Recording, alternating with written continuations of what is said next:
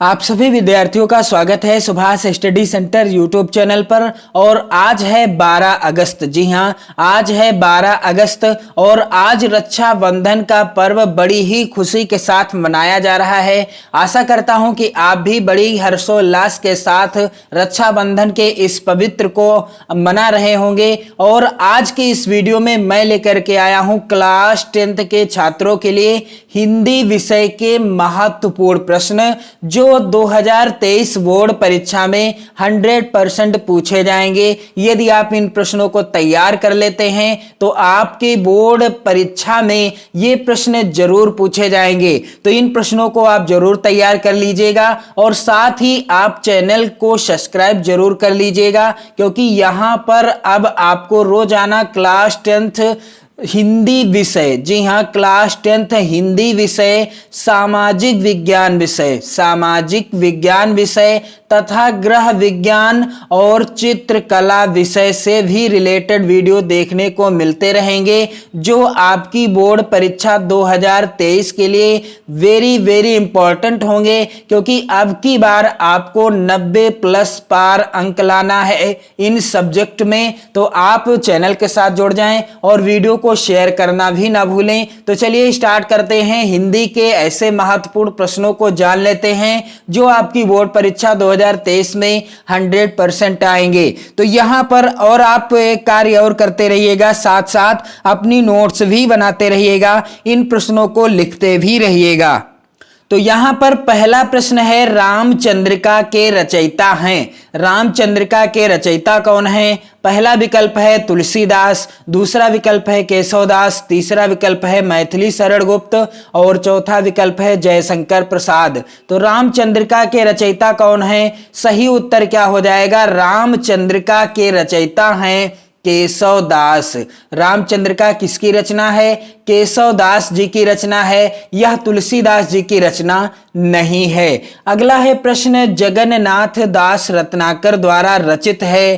दी गई रचनाओं में से जगन्नाथ दास रत्नाकर की रचना कौन सी है? पहला विकल्प है विनय पत्रिका, दूसरा है उद्धव शतक, तीसरा विकल्प वैदेही वनवास और चौथा विकल्प है छत्रसाल दशक।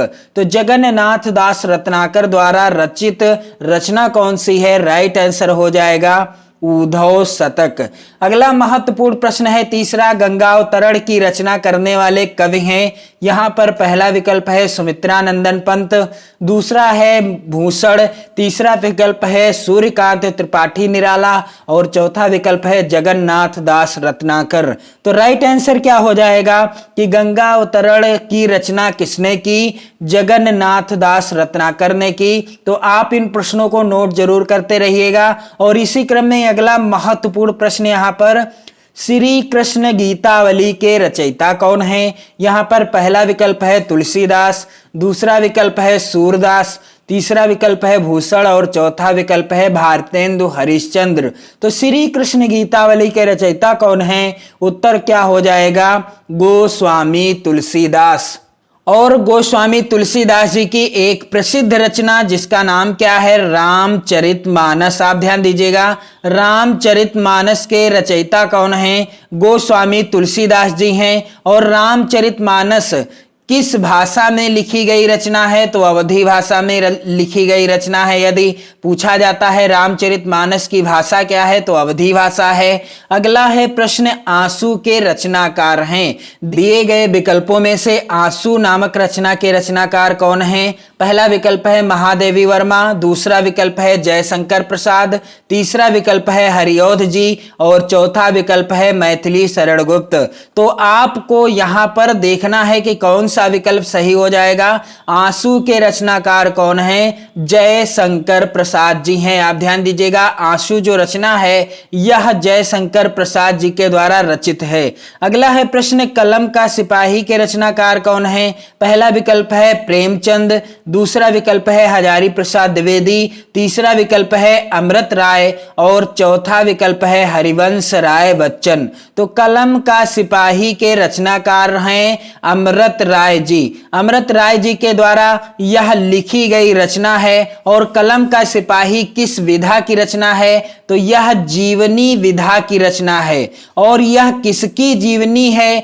तो यह मुंशी प्रेमचंद जी की जीवनी है। कलम का सिपाही अमृत राय जी के द्वारा लिखित है और इसकी विधा क्या है? जीवनी विधा है। और इसमें किसके जीवन के बारे में लिखा है? तो मुंशी प्रेमचंद जी के बारे में। आप ध्यान दीजिएगा, यदि प्रश्न आता है कलम का सिपाही किसकी जीवनी है, तब उत्तर हो जाएगा मुंशी प्रेमचंद। और यहां पर प्रश्न आया हुआ है कि कलम का सिपाही के रचनाकार कौन है, तो उत्तर हो जाएगा क्या? अमृत राय। आप इन महत्वपूर्ण बिंदुओं को जरूर ध्यान में रखिएगा, अन्यथा प्रश्न गलत हो जाएगा। और अगला प्रश्न है, सूरज का 7वां घोड़ा के लेखक का नाम बताइए। 2022 की ही बोर्ड परीक्षा में आया हुआ यह प्रश्न है। सूरज का 7वां घोड़ा के लेखक कौन है? तो इसका उत्तर क्या हो जाएगा?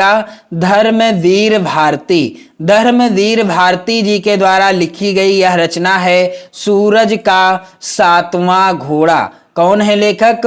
धर्मवीर भारती जी हैं। और अगला महत्वपूर्ण प्रश्न यहां पर आप देख लीजिए, निम्नलिखित में से किसी एक कृति के लेखक का नाम लिखिए। तो यहां पर 4 विकल्प दिए गए हैं, यानी 4 रचनाएं दी गई हैं। आपको किसी एक के लेखक का नाम लिखना है। तो क्या भूलूं क्या याद करूं के रचयिता कौन है, लेखक कौन है? हरिवंश राय बच्चन जी हैं। क्या भूलूं क्या याद करूं, हरिवंश राय बच्चन जी की यह रचना है। और रस मीमांसा किसकी रचना है? तो रामचंद्र शुक्ल जी की रचना है। रामचंद्र शुक्ल जी की रचना है। आप ध्यान दीजिएगा, आचार्य रामचंद्र शुक्ल जी की यह रचना है। और संस्कृत के 4 अध्याय रामधारी सिंह दिनकर जी की रचना है। रामधारी सिंह दिनकर जी की रचना है। आप ध्यान दीजिएगा, आपको किसी एक के लेखक का ही नाम लिखना था, लेकिन मैंने यहाँ सभी। और एक रचना और बची है, आषाढ़ का एक दिन। यह किसकी रचना है? मोहन राकेश जी की रचना है। तो आप ध्यान दीजिएगा, इन सभी रचनाओं को और इनके लेखकों का नाम जरूर याद कर लीजिएगा। ये महत्वपूर्ण रचनाएं हैं। और अगला जो प्रश्न है यहाँ पर, उसने कहा था। उसने कहा था किस विधा की रचना है? 9 नंबर का प्रश्न है।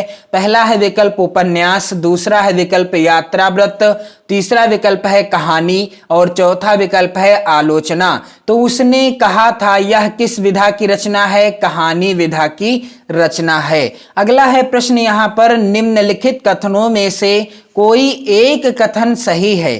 कथन आधारित भी प्रश्न आपकी परीक्षा में आ सकता है, क्योंकि 2022 में आया हुआ था। तो निम्नलिखित कथनों में से कोई एक कथन सही है, उसे पहचान कर लिखिए। यहाँ पर पहला कथन है, झूठा सच के लेखक रामविलास शर्मा जी हैं। दूसरा कथन है, आवारा मसीहा एक उपन्यास है। तीसरा कथन है, महादेवी वर्मा एक उपन्यास लेखिका हैं। और चौथा कथन है, हंस पत्रिका के संपादक मुंशी प्रेमचंद जी हैं। तो झूठा सच के लेखक कौन हैं? यशपाल जी हैं। आप ध्यान दीजिएगा, झूठा सच यशपाल जी की रचना है, इसलिए यह पहला कथन क्या है? गलत है। और दूसरा कथन है, आवारा मसीहा एक उपन्यास है। तो यह भी कथन गलत है, क्योंकि यह उपन्यास नहीं है, यह जीवनी विधा पर आधारित रचना है आवारा मसीहा। और जिसके लेखक कौन हैं? विष्णु प्रभाकर जी हैं। लेखक कौन हैं? आवारा मसीहा रचना के विष्णु प्रभाकर जी हैं। आप ध्यान दीजिएगा, जितने भी प्रश्न मैं आपको इस वीडियो में बताऊंगा आपकी बोर्ड परीक्षा 2023 के लिए वेरी इंपॉर्टेंट ही बताऊंगा। और आप चैनल के साथ जुड़कर इसी तरह के महत्वपूर्ण प्रश्नों की वीडियो और साथ ही हिंदी गद्य खंड, हिंदी पद्य खंड और हिंदी व्याकरण खंड, साथ ही आपको हिंदी का जो संस्कृत खंड है उससे भी रिलेटेड वीडियो प्रोवाइड कराना स्टार्ट कर दिया है मैंने 2023 बोर्ड एग्जाम के लिए। आप चैनल के साथ जरूर जुड़ जाएं और चैनल के साथ जुड़कर अपनी नोट्स बनाएं और 2023 बोर्ड परीक्षा की बेहतर तैयारी करना स्टार्ट कर दें, क्योंकि अब की बार आपको 90+ पार करना है हिंदी विषय में और साथ ही अन्य विषयों में भी, हिंदी, सामाजिक, गृह विज्ञान और चित्रकला विषयों में भी। तो यहाँ पर आप देख पा रहे हैं कि आवारा मसीहा एक उपन्यास है। यह कथन गलत है क्योंकि यह जीवनी विधा की रचना है और जिसके लेखक हैं विष्णु प्रभाकर जी हैं। तीसरा कथन है महादेवी वर्मा एक उपन्यास लेखिका हैं, तो यह कथन भी गलत है। सत्य कथन कौन सा है? सही कथन है हंस पत्रिका के संपादक मुंशी प्रेमचंद जी हैं। राइट आंसर क्या हो जाएगा कि दिए गए विकल्पों में से कौन सा कथन सही है? चौथा कथन सही है। अगला है प्रश्न रीतिबद्ध काव्य धारा। यहां पर रीतिबद्ध काव्य धारा के किन्हीं दो कवियों के नाम लिखिए। तो आप इन प्रश्नों को जरूर नोट करते रहिएगा और यह भी मोस्ट इंपॉर्टेंट प्रश्न है। तो उत्तर क्या हो जाएगा? केशवदास और बिहारी लाल रीतिबद्ध काव्य धारा के दो प्रमुख कवि थे। और अगला है प्रश्न प्रिय प्रवास के रचनाकार का नाम लिखिए। प्रिय प्रवास किसकी रचना है? उत्तर क्या हो जाएगा? अयोध्या सिंह उपाध्याय हरिऔध। प्रिय प्रवास वैदेही वनवास, प्रिय प्रवास वैदेही वनवास तथा रस कलश। आप ध्यान दीजिएगा, वैदेही वनवास यहां पर वास होगा और रस कलश, रस कलश, ये तीन प्रमुख रचनाएं हैं अयोध्या सिंह उपाध्याय हरिऔध जी की। प्रिय प्रवास हो गई एक रचना, वैदेही वनवास हो गई और रस कलश, ये अयोध्या सिंह उपाध्याय हरिऔध जी की प्रमुख रचनाएं हैं। बोर्ड परीक्षाओं में कई बार इनसे प्रश्न पूछा जा चुका है। अगला महत्वपूर्ण प्रश्न क्या है यहां पर? छायावाद की किन्हीं दो मुख्य विशेषताओं का उल्लेख कीजिए। तो किसी न किसी युग की दो विशेषताओं से रिलेटेड प्रश्न जरूर पूछा जाता है बोर्ड परीक्षा में। या तो छायावाद की विशेषता पूछा जा सकता है, या रीतकाल की, या आदिकाल की, या भक्तकाल की। तो यहां से एक प्रश्न जरूर आता है। तो छायावाद की दो प्रमुख विशेषताएं या लिखा हो प्रवृत्तियां, तो एक ही चीज है यहां पर, दो विशेषताएं पूछा जाए या प्रवृत्तियां। उत्तर क्या हो जाएगा? छायावाद की दो विशेषताएं, पहली विशेषता है रहस्य भावना और दूसरी विशेषता है प्रकृति का मानवीकरण। और अगला है प्रश्न यहां पर प्रश्न संख्या 14, रीतकाल की दो प्रमुख विशेषताएं बताइए। तो यहां पर आप देख सकते हैं श्रृंगार रस की प्रधानता रीतकाल के काव्य में देखने को मिलती है और आश्रयदाताओं की प्रशंसा। रीतकाल के काव्य की दो विशेषताएं हैं यहां पर, श्रृंगार रस की प्रधानता और आश्रयदाताओं की प्रशंसा। क्योंकि जिस किसी राजा के दरबार में कवि रहते थे उसी राजा के गुणगान गाया करते थे, इसीलिए आश्रयदाताओं की प्रशंसा यहां पर एक विशेषता और हो जाएगी रीतकाल की। और अगला जो कि महत्वपूर्ण प्रश्न है, और यहां पर प्रश्न क्या है कि भक्त काल के प्रमुख कवियों एवं उनकी कृतियों का नाम लिखिए। तो यहां पर उत्तर क्या हो जाएगा? यदि प्रश्न आता है भक्ति काल के दो प्रमुख कवियों एवं उनकी कृतियों का नाम लिखिए, आज इस प्रश्न से आपके कई प्रश्न बन जाएंगे। तो यहां पर भक्ति काल के पहले कवि कौन से हैं? यहां पर मैं लिख दूं स्पष्ट रूप से कबीर दास जी। भक्ति काल के प्रमुख कवि कबीर दास जी, और इनकी रचना कौन सी है? बीजक। आप ध्यान दीजिएगा, बीजक कबीर दास जी के द्वारा रचित है, जिसके अंतर्गत साखी, शबद, रमैनी तीन चीजें सम्मिलित हैं। और अगले रचयिता हैं भक्ति काल के कबीर दास के बाद सूरदास जी। सूरदास जी जिनकी रचना का नाम क्या है? सूरदास जी। यहां पर आप ध्यान दीजिएगा, सूरदास जी की रचना है सूर सागर। सूर सागर है, सूर सारावली है और साहित्य लहरी है, ये तीन प्रमुख इनकी रचनाएं हैं। और यहां पर हैं अगले कवि मलिक मोहम्मद जायसी। तो यहां पर मलिक मोहम्मद जायसी जी भी भक्तिकाल के ही अंतर्गत आते हैं और ये प्रेमाश्रयी शाखा के प्रमुख कवि हैं। और इनकी रचना क्या है? इनकी रचना का नाम है पद्मावत। ध्यान दीजिएगा, पद्मावत मलिक मोहम्मद जायसी की रचना है। और अगले कवि हैं भक्तिकाल के तुलसीदास जी। कौन? तुलसीदास गोस्वामी तुलसीदास जी हैं, भक्ति काल के प्रमुख कवि हैं और इनकी रचना का नाम है रामचरितमानस। आप ध्यान दीजिएगा, रामचरितमानस के रचयिता कौन हैं? गोस्वामी तुलसीदास जी हैं। और यह किस भाषा में लिखित है, रचना या रचित है? अवधी भाषा में। अगला महत्वपूर्ण प्रश्न, और इन्हीं से कई प्रश्न बन जाएंगे। जैसे प्रश्न आ गया, सूरसागर किसकी रचना है? सूरदास जी की है। पद्मावत के रचयिता कौन है? मलिक मोहम्मद जैसी जी हैं। रामचरितमानस किसकी रचना है? गोस्वामी तुलसीदास जी की है। और बीजक किसकी रचना है? कबीर दास जी की रचना है। और भक्ति काल के 4 प्रमुख कवि कौन हैं? कबीर दास, मलिक मोहम्मद जैसी, सूरदास और तुलसीदास। अगला प्रश्न है, हिंदी के 2 संस्मरण लेखकों के नाम लिखिए। यह प्रश्न भी वेरी इंपॉर्टेंट है 2023 बोर्ड एग्जाम के लिए। तो इस प्रश्न का उत्तर क्या हो जाएगा? कन्हैयालाल मिश्र प्रभाकर। कन्हैयालाल, क्या हो जाएगा उत्तर? कन्हैयालाल मिश्र प्रभाकर प्रमुख हिंदी के संस्मरण लेखक हैं। और अगले यहाँ पर संस्मरण लेखक कौन हैं हिंदी के? बनारसी दास चतुर्वेदी जी। कौन? बनारसी दास, यहाँ पर क्या हो जाएगा? बनारसी दास चतुर्वेदी जी।